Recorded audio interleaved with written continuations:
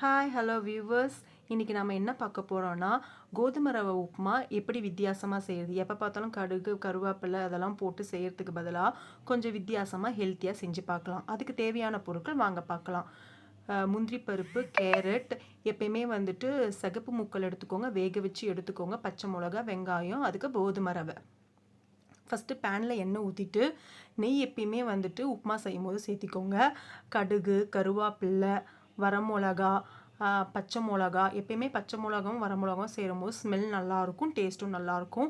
முந்திரி பருப்பை ஆட் பண்ணிக்கோங்க. முந்திரி பருப்பை வந்து நல்லா தாளித்து விடுங்க. நல்லா தாளித்து விடும் போது அது கலர் சேஞ்ச் ஆகணும்.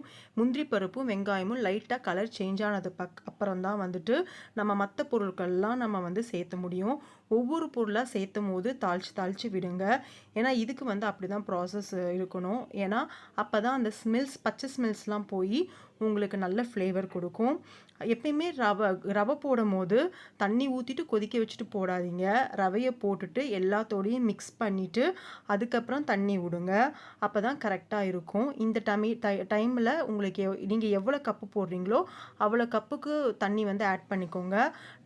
ஒரு நல்ல கொஞ்சம் கொதி வரும்போது மூக்கலையை ஆட் பண்ணுங்கள். ஏன்னா ஆல்ரெடி நம்ம மூக்கலையை வந்து வேக வச்சுருக்கோம். ரொம்ப போட்டு கிண்டாதீங்க, லைட்டாக கிண்டி விடுங்க, இல்லைனா மூக்கலெல்லாம் உதிரி ஆகிடும். அப்புறம் கொஞ்ச நேரம் மூடி போட்ட பிறகு கொஞ்சம் நல்லா வதக்கி விடுங்க. நல்லா வதக்கி விட்ட பிறகு உங்களுக்கு வந்து நெய் வந்து உங்களுக்கு பதம் தெரியும். அப்போ நெய் வந்து நீங்கள் மேலே ஊற்றி விடுங்க. ஊற்றி விட்டு கொஞ்ச நேரம் மூடி போட்டு வைங்க. அதுக்கப்புறம் எடுத்து வதக்குனீங்கன்னா உங்களுக்கு நல்ல டேஸ்டியான கோதுமை ரவை உப்புமா ஹெல்த்தியாக ரெடி ஆகிடும். இந்த வீடியோ உங்களுக்கு பிடிச்சிருந்தா லைக் பண்ணுங்கள், ஷேர் பண்ணுங்கள், கமெண்ட் பண்ணுங்கள், மறக்காமல் சப்ஸ்கிரைப் பண்ணிடுங்க. தேங்க்யூ, பாய் பாய். இன்னொரு நெக்ஸ்ட் வீடியோவில் நான் சந்திக்கிறேன். பாய், see you.